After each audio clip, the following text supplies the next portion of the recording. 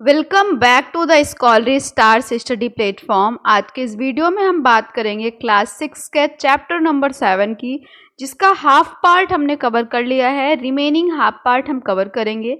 Video को start करते हैं। कह रहे हैं कि जो टेम्परेचर स्केल, हमने 3 टाइप के टेम्परेचर स्केल्स पढ़े थे। कौन कौन से थे? एक था सेल्सियस स्केल, दूसरा था फ़ारेनहाइट स्केल और तीसरा था केल्विन स्केल। ठीक है, Celsius scale, Fahrenheit scale, Kelvin scale, इन सब की स्टार्टिंग होती है कैपिटल लेटर से। जब भी आपको इन स्केल्स को लिखना होगा तो ऑलवेज सेल्सियस स्केल का C, फ़ारेनहाइट का F और केल्विन के जो है वो ऑलवेज कैपिटल लेटर से होना चाहिए। बात करें इन स्केल्स के यूनिट्स की तो जो डिग्री सेल्सियस स्केल होता है, इसका जो यूनिट होता है वो होता है डिग्री सेल्सियस। फ़ारेनहाइट की यूनिट होती है डिग्री फ़ारेनहाइट और केल्विन स्केल जो होता है वो उसकी यूनिट होती है केल्विन। ठीक है, यहाँ पे एक और पॉइंट बताया गया है कि जब हम स्केल राइट करते हैं तो हम C, सेल्सियस का C, फ़ारेनहाइट का F और केल्विन का K कैपिटल लेटर से राइट करते हैं। लेकिन जब हम उनकी यूनिट्स लिखते हैं, मतलब डिग्री के साथ उनको लिखते हैं, तो हमेशा डिग्री का जो D होगा वो लोअर केस लेटर में होना चाहिए। ठीक है, लेकिन जो सेल्सियस होगा और जो फ़ारेनहाइट का F होगा वो कैपिटल लेटर से होना चाहिए। आई होप ये बात आपको समझ में आ रही है। मतलब सिंपली अगर आपको स्केल लिखना है सेल्सियस, फ़ारेनहाइट और केल्विन, तो C, F और K ऑलवेज कैपिटल लेटर से होंगे। लेकिन अगर सेल्सियस के आगे अगर आप डिग्री लगाते हैं, फ़ारेनहाइट के आगे आप डिग्री लगाते हैं, तो ये डिग्री का जो D होगा वो लोअर केस लेटर में होना चाहिए।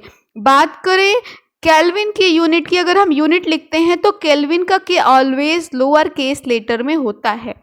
ठीक है, स्केल में राइट करेंगे तो केल्विन का K कैपिटल होगा, लेकिन हमें सिर्फ यूनिट लिखनी है, केल्विन लिखना है, तो वो केल्विन का K लोअर केस लेटर में होगा। इनके सिंबल्स यहाँ गिवन है। अगर आपको पूरे वर्ड्स नहीं लिख ले, यूनिट के सिंबल लिखने हैं, तो आप डिग्री C, डिग्री F या K राइट कर सकते हैं कैपिटल लेटर में। ठीक है, यहाँ पे एक बात बताया गया है कि जैसे डिग्री सेल्सियस और डिग्री फ़ारेनहाइट होते हैं, तो केल्विन के साथ हम लोग कभी भी डिग्री केल्विन नहीं लिखते, हम सिर्फ केल्विन लिखते हैं। कभी भी डिग्री केल्विन लिखते नहीं हैं, सिर्फ K लिखते हैं।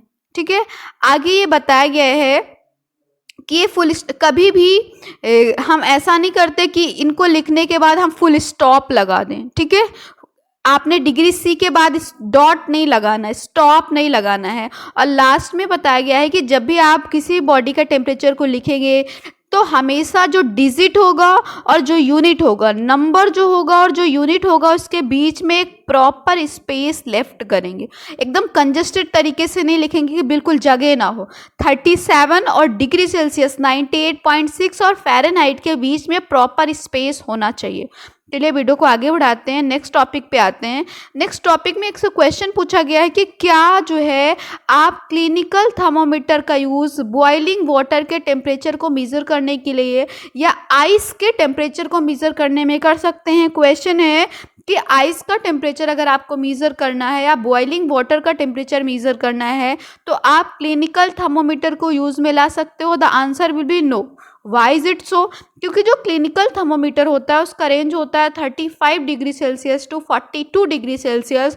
और हमें पता है कि बॉइलिंग वाटर कब बॉयल करेगा, वाटर बॉयल कब करेगा? 100 डिग्री सेल्सियस पे। और 100 डिग्री सेल्सियस इतना वाइड रेंज तो क्लिनिकल थर्मोमीटर में होता ही नहीं।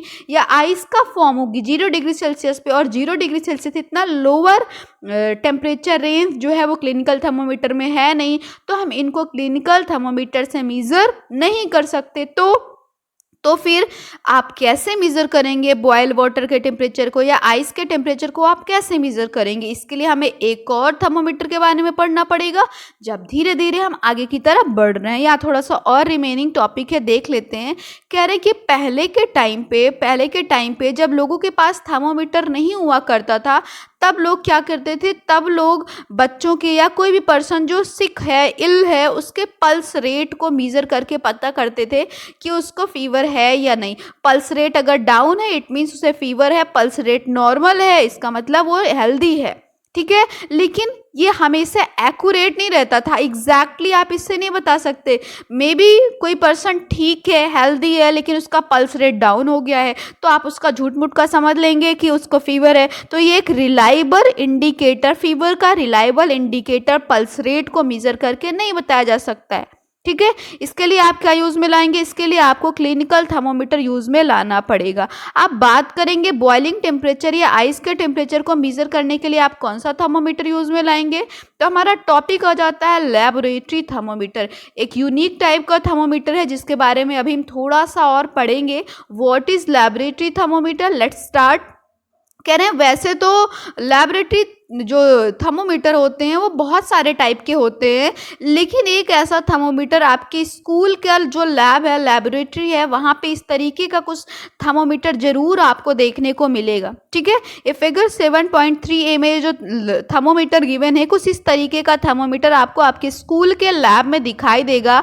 ये भी एक तरीके का लेबोरेटरी थर्मोमीटर होता है। अब आपसे क्वेश्चन पूछा जाएगा, what is the infrastructure of laboratory thermometer? ये लेबोरेटरी थर्मोमीटर दिखने में कैसा होता है? तो आप बताएंगे it is a long narrow uniform glass tube which is sealed. ये एक लंबा सा यूनिफॉर्म का मतलब होता है कि ऐसा नहीं है कि यहाँ पतला है फिर यहाँ मोटा है फिर यहाँ पतला हो गया। यूनिफॉर्म मतलब एक जैसे है, स्थिरता है, स्टेबिलिटी है। ठीक है, तो ये एक long narrow uniform glass tube होता है जो ओवरऑल सील्ड होता है। ऐसा नहीं होता कि कहीं से कोई ओपनिंग होती है। ठीक है, और इसके एक इंड पे ये देखिए, इसके एक इंड पे जो है वो बल्ब लाइक स्ट्रक्चर होता है, बल्ब प्रेजेंट होता है। और इस बल्ब में क्या फील होता है?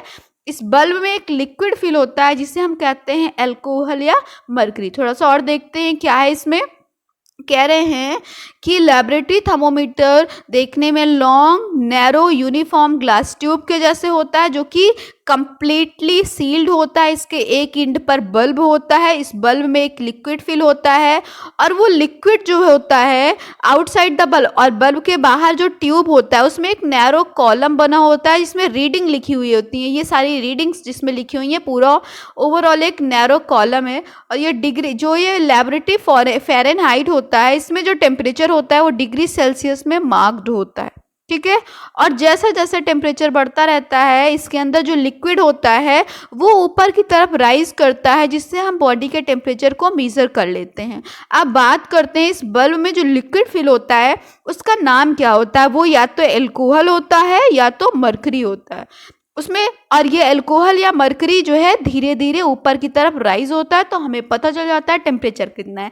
फॉर एग्जाम्पल आप ऐसे समझिए, फॉर एग्जाम्पल आप इस तरीके से देखिए कि ये जो लेबोरेटरी थर्मोमीटर है, ये जो लेबोरेटरी थर्मोमीटर आपको गिवन है, इसमें इस पोर्शन को हम बल्ब कहते हैं और इस बल्ब के अंदर लिक्विड या इस बल्ब के अंदर यहाँ पे लिक्विड अल्कोहल या मरकरी फिल होता है। और जैसे इसको आप किसी ऐसे कंटेनर में लाते हैं जिसमें कोई ऐसा मटेरियल है, सब्सटेंस है जो हॉट या कोल्ड है, तो ये बल्ब के अंदर जो अल्कोहल है वो राइज करना या बल्ब के अंदर जो मरकरी है वो राइज करना स्टार्ट करता है और ऊपर की तरफ बढ़ता है।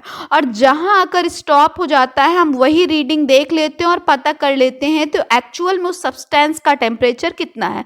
अभी रीडिंग स्टॉप हुई 10 पे, तो उस सब्सटेंस का टेम्परेचर हो गया 10 डिग्री सेल्सियस। आगे देखते हैं क्या है। अब हम एक एक्टिविटी करेंगे। ठीक है, अब हमने लेबोरेटरी थर्मोमीटर के बारे में जान लिया, अब हम एक्टिविटी करेंगे लेबोरेटरी थर्मोमीटर के थ्रू। कह रहे हैं कि जो लेबोरेटरी थर्मोमीटर है इसका लोएस्ट टेम्परेचर आपको कितना दिखाई दे रहा है? लोएस्ट टेम्परेचर इस लेबोरेटरी थर्मोमीटर से आप कितना मेजर कर सकते हो? यहाँ देखिए 0 के नीचे भी टेम्परेचर गिवन है, यहाँ आप आंसर राइट करेंगे -10। क्या राइट करेंगे? -10 लोएस्ट टेम्परेचर लेबोरेटरी थर्मोमीटर से मेजर किया जा सकता है। नेक्स्ट क्वेश्चन है कि इस लेबोरेटरी थर्मोमीटर से हाईएस्ट टेम्परेचर आप कितना मेजर कर सकते हैं? चलिए देखते हैं। यहाँ पे हाईएस्ट टेम्परेचर गिवन है, हाईएस्ट टेम्परेचर यहाँ पे डॉट तो है लेकिन यहाँ प्रॉपर गिवन नहीं है, तो आप राइट कर सकते हैं 110 डिग्री सेल्सियस। कितना? 110 डिग्री सेल्सियस। इससे आप हाईएस्ट टेम्परेचर मेजर कर सकते हैं। लोएस्ट कितना था?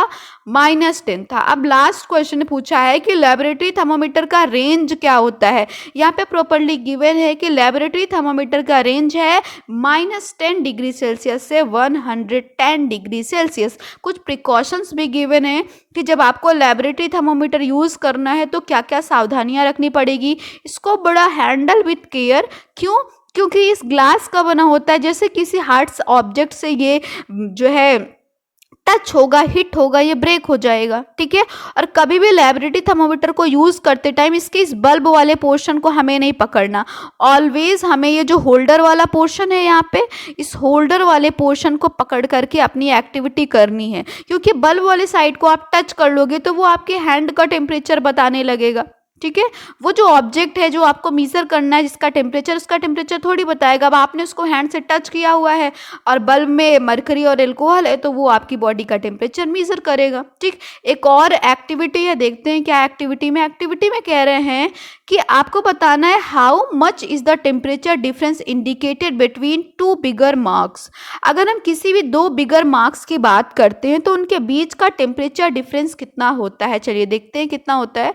सपोज दैट ये आपका लेबोरेटरी थर्मोमीटर है, ठीक है। ये आपका लेबोरेटरी थर्मोमीटर है। हम कोई भी दो टेम्परेचर लेते हैं, हम हाईएस्ट लेते हैं कितना, आप कितना कहते हो, हम 90 लेते हैं और 110 लेते हैं, ठीक। अब इनके बीच का टेम्परेचर कितना है, आप ऐसे समझिए ये 90 डिग्री सेल्सियस है और ये 100 डिग्री सेल्सियस है। इसका मतलब इनके बीच का टेम्परेचर रेंज कितना होगा, 10 डिग्री सेल्सियस, ठीक है। कितना है, 10 डिग्री सेल्सियस। तो यह हमारा आंसर हो जाएगा कि हाईएस्ट बिगर मार्क्स के बीच में जो टेम्परेचर आएगा वो कितना आएगा, 10 डिग्री सेल्सियस का आएगा। अब कह रहे हैं कि दो बिगर मार्क्स के बीच में डिवीजन्स कितने हैं। कोई भी आप दो बिगर मार्क्स लीजिए, फिर से हम आते हैं, आप कहिए तो हम 70 और 80 लेते हैं। 70, एक है 70 और दूसरा है 80। इनके बीच में आप काउंट करना स्टार्ट करेंगे 1 2 3 4 इस तरीके से, तो आपको 10 डिवीजन्स मिलेंगे, ठीक है। अगर 10 डिवीजन मिलेंगे तो यहाँ पे टोटल डिवीजन कितने हो जाएंगे, 10 डिवीजन हो जाएंगे। नेक्स्ट क्वेश्चन है कि वन स्मॉल डिवीजन कितने डिग्री टेम्परेचर को डिनोट करेगा। आप खुद ही सोचिए, हर दो टेम्परेचर के बीच का डिफरेंस 10 डिग्री सेल्सियस है और दोनों के बीच में डिवीजन भी 10 है। It means one division denote करेगा 1 डिग्री सेल्सियस के टेम्परेचर को। The answer will B 1 degree Celsius.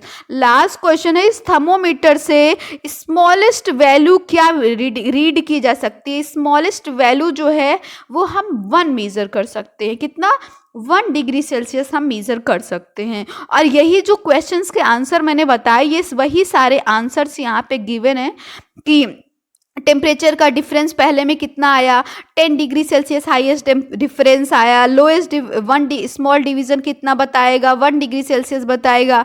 Smallest value thermometer की कितनी होगी, 1 डिग्री सेल्सियस होगी। इस तरीके से यही सारे आंसर्स यहाँ पे गिवन है।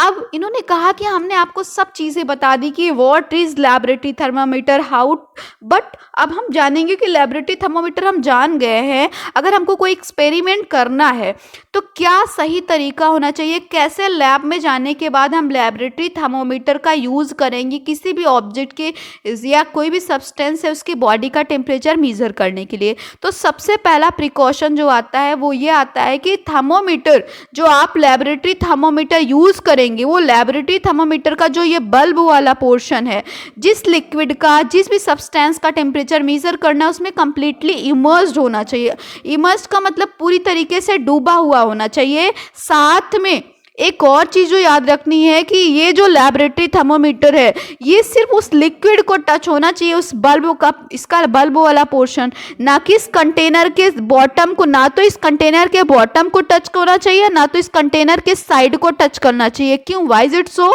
क्योंकि अगर आप कंटेनर के बॉटम को टच कराएंगे बल्ब से या उसके सरफेस से टच कराएंगे तो बल्ब उस लिक्विड का टेम्परेचर थोड़ी मेजर करेगा, क्योंकि बल्ब तो सेंसिटिव है, उसके अंदर एल्कोहल या मरकरी फिल है, तो वो उस बॉटम के टेम्परेचर को मेजर करेगा, या बीकर का जो सरफेस है उसका टेम्परेचर मेजर करेगा, वो वाटर का टेम्परेचर नहीं मेजर करेगा। इसलिए जब भी आप लैबोरेटरी थर्मोमीटर को यूज़ करेंगे, सबसे पहला प्रिकॉशन आपका यही रहेगा कि बल्ब कंप्लीटली उस लिक्विड में इमर्स्ड होना चाहिए। साथ में वो जो बीकर है उसके बॉटम या सरफेस को टच नहीं करना चाहिए, सिर्फ वाटर को टच करना चाहिए। नेक्स्ट प्रिकॉशन ये है कि आपका थर्मामीटर वर्टिकली अपवर्ड होना चाहिए। कोई भी जो मटेरियल होगा उससे प्रॉपर 90 डिग्री के एंगल पर होना चाहिए, एकदम स्ट्रेट होना चाहिए, टिल्टेड, कोई तिरछा नहीं होना चाहिए। पता लगा आपका जो लैबोरेटरी थर्मोमीटर है वो तिरछा विरछा है, ऐसा नहीं होना चाहिए। नेक्स्ट है कि जब आपने लेबोरेटरी थर्मोमीटर को वाटर में इमर्स्ड कराया है उसी टाइम आप रीड करिए। जैसे जैसे मरकरी का लेवल अप डाउन जिधर भी जा रहा है, आप एक्टिविटी कर रहे हो, तुरंत ही आप मीजर करिए, रीडिंग करिए, ठीक है। ऐसा नहीं कि अभी मरकरी का लेवल अप हो जाए फिर हम बाहर निकाल कर दूसरे रूम में जाएंगे और लैब से निकल कर अपने क्लास में जाएंगे फिर मीजर करेंगे, ऐसा नहीं करना है। और लास्ट प्रिकॉशन ये बताया गया है कि जब आप रीडिंग कर रहे हो तो आपकी आइज प्रॉपर किस तरीके से मरकरी लिक्विड कॉलम से ऊपर की तरफ जा रही है उसको प्रॉपर आप चेक करते हो और एग्जैक्ट आप रीडिंग कर पाओगे, ठीक है। अब आपने सारे वेज देख लिए, प्रिकॉशंस जान लिए, क्या सही तरीका है जान लिया, तो भाई अब एक्टिविटी कर लें, एक मेजरमेंट भी कर लें, एक्सपेरिमेंट भी कर लें। इसके लिए आपको एक बीकर लेना है, बीकर में वार्म वाटर लेना है, ठीक है। और वार्म वाटर लेने के बाद आपका जो लेबोरेटरी थर्मोमीटर है उस वाटर में डिप कर देना है, और डिप कौन सा पोर्शन करना है, उस बल्ब वाले पोर्शन को करना है, ठीक। और आप ऑब्जर्व करेंगे कि कैसे बल्ब से लिक्विड जो है एल्कोहल या मरकरी निकल करके लिक्विड कॉलम में ऊपर की तरफ जा रहा है। थोड़ी देर के बाद आप देखेंगे कि क्या, आप वेट करिए और देखिए क्या ऐसा आता है, एक टाइम ऐसा आता है जब लिक्विड कॉलम से मरकरी का ऊपर जाना, राइज होना स्टॉप हो जाता है। और जैसे वो स्टॉप होता है, कहाँ पर स्टॉप हुआ, क्या रीडिंग आई, उस सबको आप फटाक से नोट डाउन कर लीजिए, ठीक है। आगे है एक क्वेश्चन आपसे पूछा गया है, सॉरी पहले इसी को देखते हैं कि what is the temperature of water measure by you. अब जब आपने टेम्परेचर मेजर किया वाटर का तो आपका क्या टेम्परेचर आया, आपके फ्रेंड ने जब लैब में एक्टिविटी करी तो उनकी क्या रीडिंग आई, आपस में आप कंपेयर करिए, ठीक है। कंपेयर जब करेंगे तो आपसे एक चीज पूछा जाएगा कि क्या ऐसा हुआ। यहाँ पे देखिए कि ऐसा भी हो सकता है कि जो टेम्परेचर में वेरिएशंस भी आ जाएं, टेम्परेचर सेम भी आ जाए, ठीक है। क्वेश्चन आपसे यहाँ पे पूछा गया है कि क्या आप लेबोरेटरी थर्मोमीटर का यूज करके किसी भी पर्सन के बॉडी का टेम्परेचर मेजर कर सकते हो। इज इट ट्रू और फॉल्स, आपको क्या लगता है। आप इसका आंसर कमेंट सेक्शन में ज़रूर बताइएगा, आगे एक्सरसाइज में हम इसका आंसर आपको बता देंगे, ठीक है। आगे चलते हैं। आगे यहाँ पे एक एक्टिविटी दी गई है, प्रॉपर सेटअप करके हर चीज़ दी गई है, अब आपको बस एक्सपेरिमेंट करना है। सबसे पहले यहाँ पे स्टैंड दे रखा है, स्टैंड के साथ यहाँ पे होल्डर दे रखा है, होल्डर ने होल्ड किया हुआ है किसको, लेबोरेटरी थर्मोमीटर को। और लेबोरेटरी थर्मोमीटर किस में डिप है, एक बीकर में जिसमें चिल्ड वाटर, क्रश्ड आइस रखी हुई है, ठीक। दूसरा इधर भी स्टैंड है, यहाँ पे स्टैंड है, स्टैंड में यहाँ होल्डर लगा हुआ है, होल्डर ने लेबोरेटरी थर्मोमीटर को होल्ड किया हुआ है। लेबोरेटरी थर्मोमीटर का बल्ब वाला पोर्शन डिप्ड है एक बीकर में जिसके अंदर वाटर रखा हुआ है, वाटर बॉयल हो रहा है क्योंकि नीचे क्या लगा हुआ है, बर्नर लगा हुआ है, ठीक है। अब आपसे क्वेश्चन क्या पूछा गया है, चलिए थोड़ा सा देखते हैं क्या क्वेश्चन आपसे पूछा गया है। कह रहे हैं कि आपको बार बार कई बार मल्टीपल टाइम अपने इस लेबोरेटरी थर्मोमीटर से जो आइस है और जो बॉइल्ड वाटर है इसका टेम्परेचर को मेजर करना है। तो क्या टेम्परेचर हमेशा एक जैसा आएगा या कुछ चेंज आएगा, क्या लगता है आपको, सेम रहेगा या चेंज होगा। एक चीज़ समझिएगा कि जो क्रस्ट आइस है एक टाइम के साथ मेल्ट होती रहेगी, तो मुझे क्या लगता है कि जो आइस, क्रस्ट आइस है, इसके टेम्परेचर में वेरिएशन हो सकता है, maybe up and down fluctuation आ जाए। लेकिन जो दूसरी तरफ ये वाला एक्टिविटी है ना, इसमें बर्नर लगा हुआ है नीचे, इट मीन्स ये टेम्परेचर को डाउन तो नहीं होने देगा, ठीक। तो यहाँ पे टेम्परेचर कांस्टेंट रहेगा। जो बॉइलिंग वाटर है यहाँ पे आप मल्टीपल टाइम मेजर करो, कभी भी मेजर करोगे अगर नीचे बर्नर लगा हुआ है तो यहाँ के टेम्परेचर में फ्लक्चुएशन नहीं आएगा, वेरिएशन नहीं आएगा। लेकिन क्रस्ट आइस लगातार मेल्ट होती रहेगी, एक टाइम आएगा जब वाटर नॉर्मल हो जाएगा टेम्परेचर, तो यहाँ पे हमें टेम्परेचर में वेरिएशन देखने को मिल सकता है, ठीक। अब आपने जितनी भी एक्टिविटीज़ करी अपने फ्रेंड के साथ, सबका टेम्परेचर यहाँ पे लिखा हुआ है। फीबन है, सेमफैंग्स है, ऑनस्टेर है, क्लोई है, बेंड्रिशा है, इनके टेम्परेचर्स लिखे हुए हैं। यहाँ पे देखिए क्या सबके टेम्परेचर सेम है, हाँ 2 बच्चों के टेम्परेचर सेम है, लेकिन वेरिएशन भी तो है। व्हाई इज इट सो, आपको क्या लगता है ऐसा क्यों हुआ कि कुछ बच्चों के टेम्परेचर सेम है 2 ही के, बाकी सब में के जो टेम्परेचर है उनमें वेरिएशन है।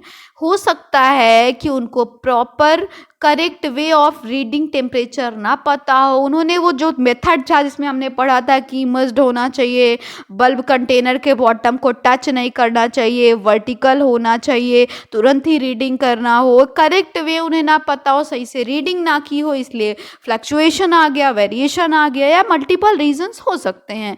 अब हमने क्लिनिकल और लैबोरेटरी थर्मोमीटर कवर कर लिया। अब हमारा नेक्स्ट टॉपिक आ जाता है एयर टेम्परेचर। हमारे एटमॉस्फेयर में टेम्परेचर जो है उसको आप कैसे मेज़र करेंगे। कह रहे आपने ये इस तरीके का थर्मोमीटर देखा होगा। ये जो थर्मोमीटर डायग्राम में गिवन है, कहीं ना कहीं इस थर्मोमीटर को देखा होगा। कहाँ देखा होगा? स्कूल के लैब में देखा होगा, डॉक्टर्स की क्लिनिक में देखा होगा और हॉस्पिटल में देखा होगा। ये जहाँ पे हैंग होंगे उस रूम का अप्रॉक्सीमेट एवरेज टेम्परेचर बताते हैं।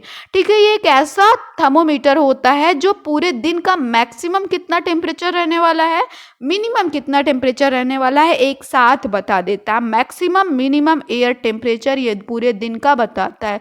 इसी के हेल्प से आप न्यूज़पेपर में देखते हो, पहले ही आ जाता है कि आज का टेम्परेचर मैक्सिमम इतना रहने वाला है, मिनिमम इतना रहने वाला है। रिपोर्ट्स में, न्यूज़पेपर में, टीवी में आ जाता है। वो किसकी वजह से? ये जो रूम थर्मोमीटर होता है इसका यूज़ करके वो पता लगा लेते हैं। दैट्स वाई ये चीज़ें हमें पहले से पता हो जाती हैं। ठीक है, यहाँ पे एयर का मैक्सिमम और मिनिमम टेम्परेचर आप कुछ ऐसे लिख सकते हो कि आज जैसे है, आप राइट कर सकते हो 1 अक्टूबर, 2 अक्टूबर, 3 अक्टूबर, 4 अक्टूबर। 1 अक्टूबर को मैक्सिमम टेम्परेचर, एयर टेम्परेचर कितना था? 32, मिनिमम कितना था? 30, फिर सेकंड को कितना था? 35 मैक्सिमम, थर्ड को 36 मैक्सिमम, फोर्थ को ऐसे। मतलब इस तरीके से मैक्सिमम और मिनिमम टेम्परेचर आसानी से आप कुछ भी वेरिएशन करके लिख सकते हो। ठीक, अब यहाँ पे क्वेश्चन पूछा गया ऐसा क्यों होता है कि एक ही दिन में कभी टेम्परेचर मैक्सिमम आ रहा है, कभी मिनिमम आ रहा है, सेम क्यों नहीं आ रहा? दिन तो वही है। तो इसका रीज़न मल्टीपल फैक्टर रिस्पॉन्सिबल होते हैं। मे बी वेदर कंडीशन पे डिपेंड करता है।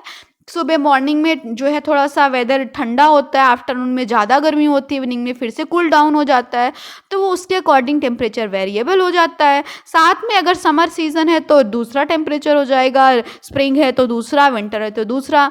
ठीक है, इस तरीके से टेम्परेचर में राइज एंड फॉल्स हो रहे हैं। ठीक, आगे देखिए क्या है। आगे बताया गया है कि इन सब चीज़ों का यूज करके जो एयर टेम्परेचर हैं, इनका यूज़ करके ना हम वेदर के पैरामीटर्स को आसानी से बता सकते हैं। फोरकास्ट का मतलब होता है पूर्व अनुमान। पहले से ही गेस कर लेना कि आज का मैक्सिमम टेम्परेचर कितना रहने वाला है और मिनिमम टेम्परेचर कितना रहने वाला है। आज का हमारा ये लास्ट टॉपिक है अनामानी। आपने देखा था स्टार्टिंग में इन्होंने एक कोड दिया था जिसमें लिखा था कि गलत मेजरमेंट करने से अच्छा है कि आप मेजरमेंट ना ही करिए। तो थोड़ा सा इनके बारे में भी जानते हैं। जो एक साइंटिस्ट हैं, ये 1918 को बॉर्न हुई थी, 2001 में इनकी डेथ हो गई थी। ये एक इंडियन साइंटिस्ट हैं जिनको विदर वीमेन ऑफ इंडिया के नाम से जाना जाता है। इन्होंने बहुत सारे इन्वेंशंस किए, लार्ज नंबर में वेदर को मेज़र करने वाले इंस्ट्रूमेंट की डिस्कवरी करी, जिसकी वजह से हमारी जो अपनी कंट्री थी, जो दूसरे कंट्रीज़ के ऊपर डिपेंड थी, उसमें उनकी डिपेंडेंसी में थोड़ा सा डिक्रीमेंट आया। ठीक है, डिक्रीज हुआ, हम दूसरों पर कम डिपेंड होने लगे, क्योंकि इन्होंने अपना खुद का इंस्ट्रूमेंट डिस्कवर कर लिया था। इन्होंने ऐसे इंस्ट्रूमेंट की डिस्कवरी करी जिसको हम रन करा सकें, किसके हेल्प से? विंड के हेल्प से, सोलर एनर्जी के हेल्प से। ठीक है, इस तरीके से इन्होंने रिन्यूएबल एनर्जी का यूज करके इंस्ट्रूमेंट को बनाया। What is renewable energy? री का मतलब अगेन एंड अगेन, न्यू का मतलब फिर से न्यू कर सके। जैसे रिचार्ज होता है, एक बार चार्ज हुआ था, डिस्चार्ज हुआ, हमने फिर से चार्ज कर दिया। रिन्यूएबल एनर्जी मतलब ऐसी एनर्जी जिसको again and again and again हम बार बार उसको गेट कर सके, हमें मिल सके, वो कभी भी फिनिश ना हो, ऐसी एनर्जी को हम बोलते हैं renewable energy. For example wind and solar. और इनका यूज़ करके इन्होंने ऐसे इंस्ट्रूमेंट की डिस्कवरी करी जिसके हेल्प से हम वेदर के टेम्परेचर को हम आसानी से बता सकते हैं। आई होप आज की ये वीडियो आपको पसंद आई हो। वीडियो पसंद आई हो तो वीडियो को लाइक और चैनल को सब्सक्राइब ज़रूर करिएगा।